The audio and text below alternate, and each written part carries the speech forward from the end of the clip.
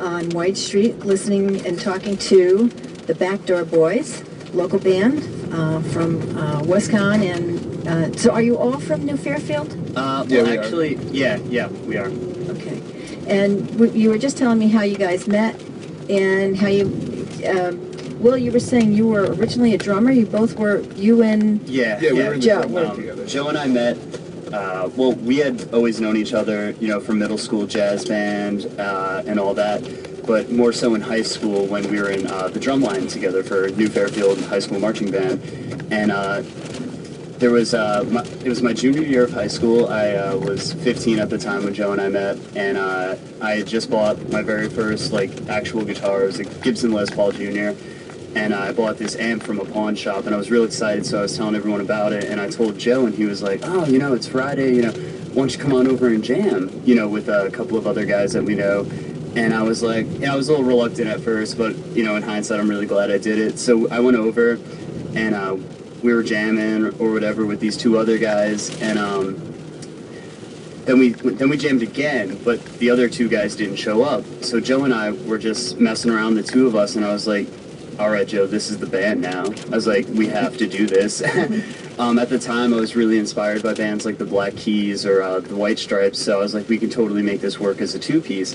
So the winter went on, and then it came April, and I was like, all right, we got to start playing some gigs. So we got out there. We played our first show at a venue in Brookfield. Which place? It was called The Room. It's called The Room, yep. And that's where we had our start. They were very good to us.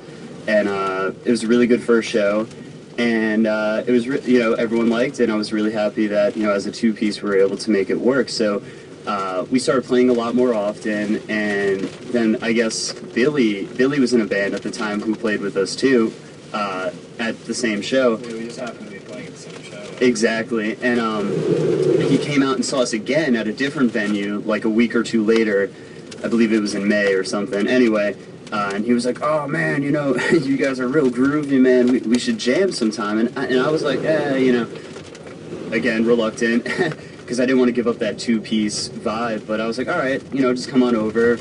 And I can remember it to this day. He came over, and we taught him the 3 songs that we had at the time, and he got it like that. And I was just like, I looked over at Joe, and we didn't even have to talk about it. We were just like, all right, man, glad to have you in the band. Yeah, we'll see you next practice. Yeah, oh man, we were so happy. It just it came together. My mind was blown. And he looked, Billy, he's grown quite a bit. He was young, and he had this baby face, he had his braces, and I was like, man, this kid rocks, So we were real happy to have him in the band, and still are to this day. In hindsight, totally glad we made that choice.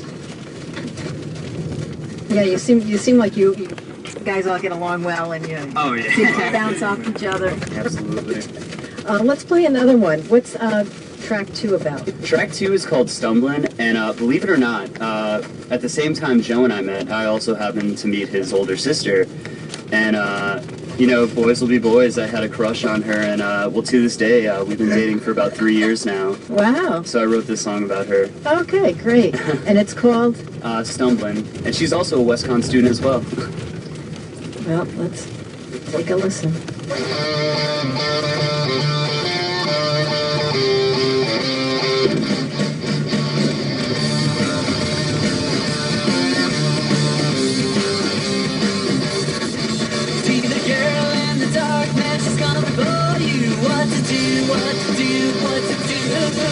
She's the one at your son's coming for you, and I don't know what I'm gonna do.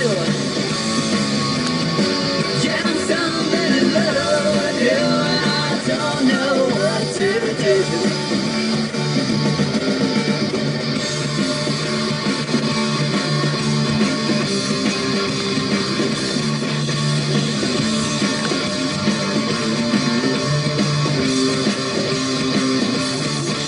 And I don't know where I'm going from here, but the signs are looking pretty clear. She's the one that she's on, coming for you. Yeah, I'm stumbling in love with you.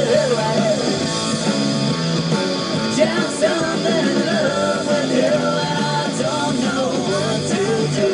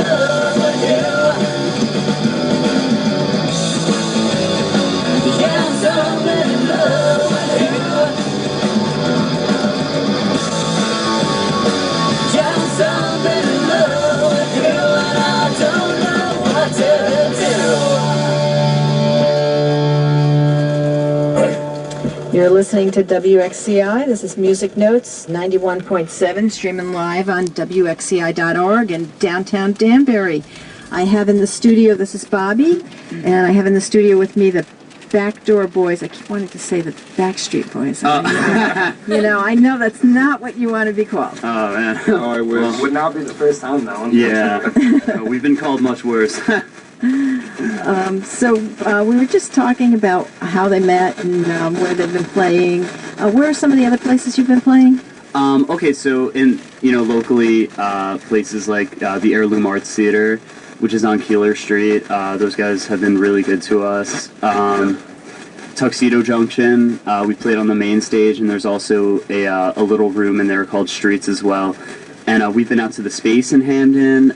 We've been out, like I said, the room in Brookfield. Mm-hmm. We played the Lily Pad, which is at Toad's Place. Yeah, the barn in Ridgefield also. We played the Amity Teen Center in Haven as well. Oh, wow. Yeah, I keep forgetting about these places. What are some of the complications with you guys being underage and playing some of these places? Honestly, not as many as you would think. The only thing is, I think one time we wanted to play the Captain Lawrence Brewery in New York, but we couldn't because it's not really an all ages sort of, you know what I'm saying? But mostly that's really, if anything, it's better to be younger. People see oh, you guys are so young, that's good, and that's what, the record labels like that too. So, You bang with bands that usually play in bars. They're usually more, they get paid, and, it's kind of more of an arrangement. You're not getting paid? Well, I mean, on rare occasions, we'll make maybe a few dollars between the three of us here and there, but we're really just doing it more for the, the experience, and just because we're trying to make our music heard, we think it's it's worthy for people to hear, and we want to get it out there. Yeah, absolutely. I mean, the thing with a bar band too is usually you see a band playing in a bar, and yeah, they're making money at the door, but they're also playing a lot of covers. We're we're trying to be all original, and you gotta take those sacrifices of not making money risks to get the exposure out. For instance, we played the Makers Fair that was in the city center of Danbury. The clamshell, and there were a lot of cool people there. We got contacted with the city center summer series, and Mayor Mark was there. Took a picture with him. That was really cool. So it's all about paying your dues, because no famous band really makes money at first, and and we don't mind. As long as you get your music out and Exactly. people hear you. Yeah. I mean, maybe eventually it would be nice. Yeah, eventually. Who knows, We're hoping it'll pay off. Yeah. Well, do you want to, Billy, wanted to introduce the next song? Is that? Well, the next song we kind of wrote together more than a few of the other songs on the track, and we really just started to, like we were talking about before, spin ideas off of each other, which really just kind of made the music take not a turn, but more of a just different.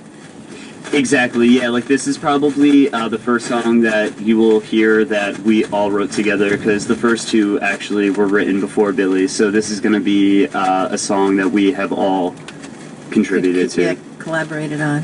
In fact, my uncle gave me the idea for this song. He was playing his banjo, and he was like, try these chords out, see what you can do with it. So you've got music in your family? Yes, actually we all do. Before we play the next song, why don't you talk a little bit about that? Joe, you haven't said much at all. Yeah, let's hear from Joey. Oh yeah, well my family isn't big into music at all. I have a cousin way off, but he's not really in my life at all, so Yeah. there's really not that much music in my life. I'm the only musician, really. And your family? Yep. And what do they think of you playing?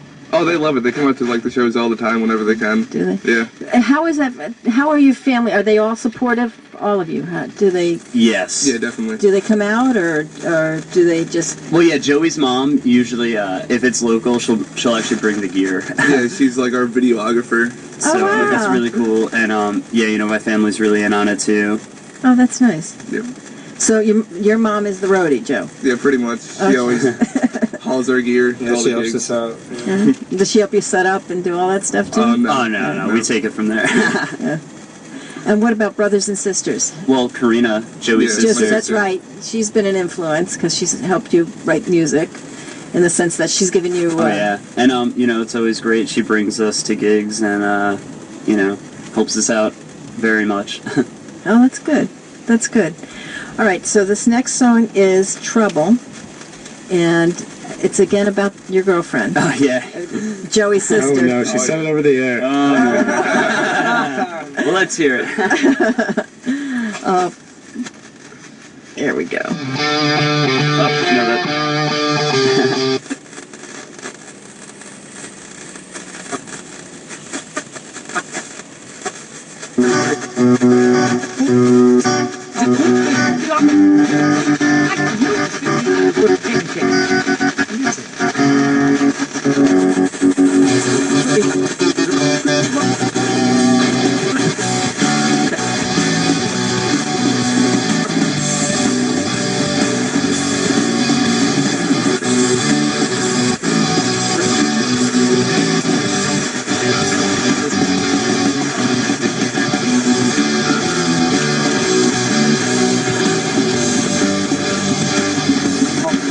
Well, I've been there, done that, and I can tell.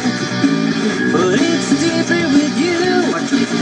There's a look in your eyes, girl, that I've never seen. And it's really got me. But I don't mind, 'cause I get high off the touch of your kiss. With everyone that knows me well says she's gonna bring you here. Well, I don't mind, no trouble.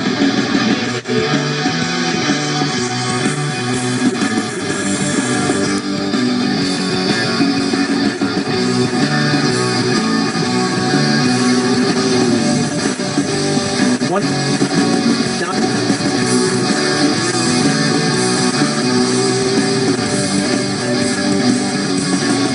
Well, I saw you like the fullest of moons. You really caught my eye. She's everything I need and more. What else could I ask for? You're so fine, all mine, and I don't mind when I stumble with her. With everyone that knows me well says she's gonna bring you here. Well, I don't mind, 'cause you're no trouble.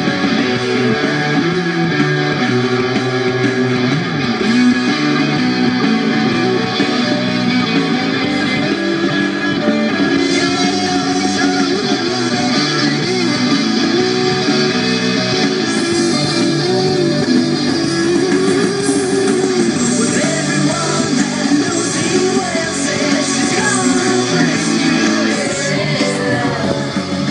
Everyone that knows me well says she's gonna bring you here. Well, I don't mind, 'cause you're no trouble. I don't mind, 'cause you're no trouble. I don't mind, 'cause you're no trouble for me. Yeah, baby. I don't mind, 'cause you're no trouble for me. Oh yeah. I don't mind, 'cause you're no trouble for me.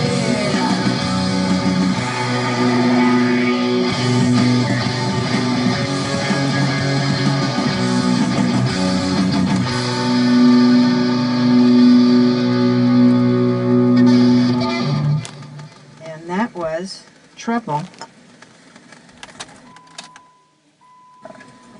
Are we there? Can you hear me? Yep. Oh, good. Okay. I was just talking to the Backdoor boys here, and apparently they get a lot of razzing about your name Yes. when you're playing. Yep. Well, you know, it's just a band name, honestly. Like, people think it has some sort of weird sexual connotation involved to it, but, you know, to be completely honest, whenever I would show up to band practice, I came through the back door of the garage, and I think Joe was like, oh, we should be called the Backdoor Boys, or maybe it was his dad. I think his dad said something like, oh, here's the Backdoor Boy. And like, and immediately I was just like, this could be so funny, yet so plain. And we just went with it. And honestly, like, you know, in our high school, I mean, obviously people are gonna question, you know. exactly. You know, people always whatever way ask, they wanna like, about it. what is the band name? I was like, it's just a band name, honestly. And you know, I've always been an advocate for equality and stuff, and I feel like a band name like that really stretches the boundary and just goes to show that yet again we're not Perhaps that would be afraid the right term. to step the boundaries and just let people know that Take ownership of the name. exactly, Yeah, and be yeah. like, you know, we are Who you are. cool, we are free-minded, and yeah, That's who you are. Yeah. exactly. How are the other bands? We were talking a little bit while the song was playing. How are the other bands when they hear you play that you've played with? Like I said, musically, awesome. You know, it's really cool. One of my favorite things about local music is seeing all these like underground phenomenal musicians, you know, get together and really show their true colors. And that's something that you don't hear when you turn on, you know, the hits channel or any sort of channel. Even like the alternative station, you know, it's great and all, but like there's so much more happening in the underground. It's really just insane to even think about how much great music is unheard and it's almost depressing, like, wow. unnoted. It's kind of like we watch bands play and they play for absolutely nothing, and it seems like they should be playing to arenas. You know, they're like unreal. Are they all the same genre music as you? We've or do played you- with, no, not always. We've played with a lot of different bands, you know, metalcore, folk, you know, rock, whatever. You know, it's, you know, I whoever think, happens to be playing that night Yeah, at we that, kind of that just venue. get tossed on bills. yeah, it's really cool, especially moderate. at the Heirloom Arts Theater. You know, when they put their bills together, they do it, you know, organized, but, you know, not every band is the same. You know, and I think that's really cool. Yeah, and so the audience is getting exposed to more than one type of genre in the Yeah. evening. It's not all. And I think that's the greatest part of local music, really. Yeah, it's like you go to a show and, you know, if you see one band that you don't really like too much, it's like it's not like you're not gonna like the next band because, you know, it's different or they have Yeah. a different sound or it's a different genre. So it's like everybody is kind of happy. Oh, that's good. Yeah. How many bands usually play a night when you're doing a show? I mean, usually it really depends. You know, it depends on who's booking the show. If they want to put like 5 or 6 bands on, or if you do like a festival or something, there's like 10 or 11 bands on. You know, it's really it's random, and it's all up to, you know, the people who book the shows, really. Do you just have the 4 songs that we're playing tonight, or do you have other music? What other music do you play when you do a show? Well, we have the entire album. We put out our first CD. It was our debut album titled Standing Tall. And so there's 10 tracks on that. And so we usually play those. And we are, like I said, we're always writing. So recently we've been playing that and a couple of new songs. And we're in the process of writing some new songs and hoping to record again soon. You know, do a music video and all that good stuff. Where have you been doing your recording? Is like at somebody's garage or? Actually, yeah. We recorded the album. The songs that you have been listening to now were recorded in my basement. And people are usually a little like, oh, wow, really? You know? And, you know, it was just the best, really. It was a really comfortable vibe. And, you know, it was inside of our budget. Our friend David Wurtzel came out from Long Island. We did it in like 3 weekends. He came out every time. He's a wizard, you know. We got a person that really knew what he was doing. He was a good, you know, like we got referred to him by one of our good friends who runs Black Hole FM, Matt Choice. Ow, ow. Yeah. Little shout out. Yeah, but he's a great guy, and he gives us a good price, and he gives everybody a good price, and he knows what he's doing. Yeah. So he brings his recording gear. That's what I was going to ask you. Yeah, If he you guys brings had your it own, you didn't have your own recording gear. You were Just our instruments and our gear, like, that we play live, amps, drums. So he'd guitar. bring his board and plug you all in and mix you and. Yep. Wow. And he's out of Long Island. Yes. Wow. And so, I take it then a lot of the bands then are very happy to share information if somebody else gave you his name, and Oh, absolutely. In our scene, or fellow, I guess, if we share the same genre, I guess there's really no, there's no, like, nobody's really trying to hide anything, like, oh, this is the best kept secret, like, keep it on the down low, everyone's, for the most part, really excited to watch other bands prosper, really. succeed. I mean, Yeah. also recordings, you can always be like, hey man, this guy, he did a really great job for my band, and it kind of really all depends on this genre and what type of music it is, because Dave really does know what he's doing, and I'm sure that he could do anything that he wanted to do with anything that he wanted to do. But there are people that record different things, and it's like very specific for like metal and all of that stuff. Like bands we know, like bands like the Tale of My Defeat and other metal bands from Connecticut, they would obviously maybe record with someone that was a little bit more into that kind of stuff. Exactly. But it just depends on what you record. Like, Dave really knew our sound. Like, he got it. He gets it. But, like Billy said, if you were a different genre, perhaps metal or something, you would definitely want to go to, like, maybe someone... It's all about finding the guy who's going to understand your sound, really, and that's what it all boils down to. Exactly. And I feel like we really lucked out, because I didn't know that going into it. And so none of you knew anything about actually recording the music? Well, I did myself, but really, like, it was a learning experience, really, Definitely. for all of us. That was a fun experience too. It was a lot of fun. He dealt with us for a little while. Now, well, you said you want to study audio here at Yes, Wisconsin? audio engineering. Okay. And you're studying that in the fall? Yep. And what's involved in that? Well, pretty much the way I see it is, like, music to me is always going to be the plan A, but, not every band becomes rock stars. Not every band really, like, makes it. So when I was thinking about, like, a concrete career, I kept in mind, like, well, what can I do to always be around what I love? And I was like, audio engineering would be really cool. Whether you're recording a band, you're doing live recording or live sound, or even, like, the soundtrack to a movie, or, like, getting, to me, sound is very, it's very broad, sort of, it's anything that makes sound is sound, and that sounds kind of, yeah. How many times has sound been said? But yeah, I want it's a broad music, subject. sound. Yeah. It's what I love. Yeah. That's what I want to be around forever.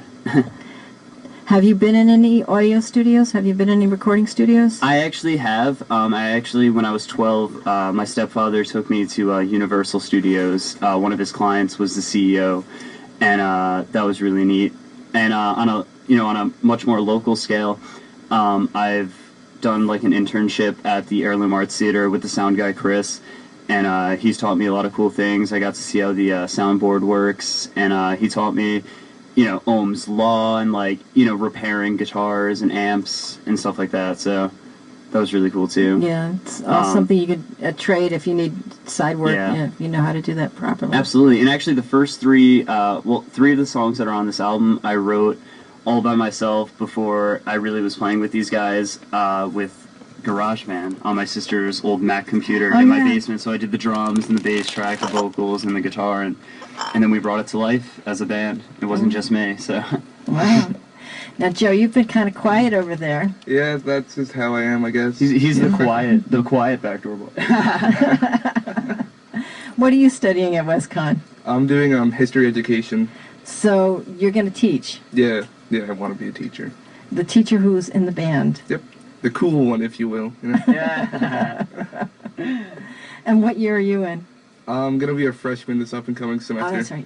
You said that. Yeah. And and you've been playing drums for how long? Probably like 5 or 6 years by now. Yeah. Now, how come on? I think it was the Facebook page. It listed you as drums and antics. Oh well, I like to mess with Billy and Will a lot. Yeah. That's my thing. When you're playing? No, not at all. Just like outside of shows and venues and whatnot, just mess with them. Yeah, but you've been pretty quiet here in the studio. That's here. That's Yeah, here. That's here. Yeah. He's masked. He's in disguise. Oh, you definitely do seem to enjoy yourselves. Did we talk about family? Yeah, we did. We spoke. Yeah, definitely. Influential. Like, I mean, not like, oh, I grew up with someone that my brother, my older brother, he was the first one that got me into like playing guitar, and I mean, definitely influenced like what I listened to and how I play even, and was definitely just like a big influence. And I know Will also has like a lot of people in his family that have been influential to him, like in music. Yeah, So. like my father taught me how to play drums as like when I was really little. I remember being sat down on the drum kit, and my feet didn't even touch the floor, and but I knew I loved it, and I kept going with it. But as far as finding my influences, I remember being in like the 5th grade, and like my mom broke out the record player and all of her records, and like, wow, that was it. You got this 12-year-old in like the early 2000s listening to music that was recorded years ago, and Timeless masterpieces. Exactly. Like Dark Side of the Moon or something. Oh, wow. Okay. Yes, we're really into progressive music, Frank Zappa, and all that. But my 70s. my older sister actually got me into the alternative music too. I remember being young and seeing she had a White Stripes poster on her wall, and she would bring home records like Good News for People Who Love Bad News by Modest Mouse, and I was like, oh man, this is so cool, So I couldn't thank her enough for that. That really opened up my mind as a musician. Just a reminder, it's 7:40. You're listening to WXCI. This is Music Notes, and this is the Backdoor Boys, a local band. Punk? Would you say you're punk or Punk rock blues fusion? Yes. say that again? Punk blues fusion. Punk blues fusion. Yeah. And that's another thing with genres. We don't really. When people tough, ask yeah. like, "What are you?" I just say, we're a band, like we're a rock band or whatever. Because our music, like I said, like we don't really like try to gel into one genre, because I feel like when you Try to mix and match everything. yeah, You limit yourself quite a bit. Yeah, when you limit yourself, you sacrifice that creativity of expanding into other areas. Like in one of our songs, it starts off like your typical melodic punk, and then we have like this like reggae, almost like ska interlude. It's like a bridge almost. yeah, that's kind of neat that you do that you've got those different influences. I've got to do one message. Absolutely. Here. Thought I had it all queued up. I don't have it queued up. So, while I get that queued up, Joey, why don't you tell us a little bit about your influences? Oh, well, since I'm a drummer, I like to listen to other drummers that have a really, like, big sound, like John Bonham or Neil Peart. But, like, I've been listening to a lot of jazz recently, so, like, Buddy Rich is, like, my go-to guy now whenever, like, I want to pick up on, like, new styles or, like, anything, like, new, like, tips and tricks. Buddy Rich is, like, my, like... Your go-to. my go-to guy. Yeah. All right, here's a message. Larry, mind if I sit down? Nope.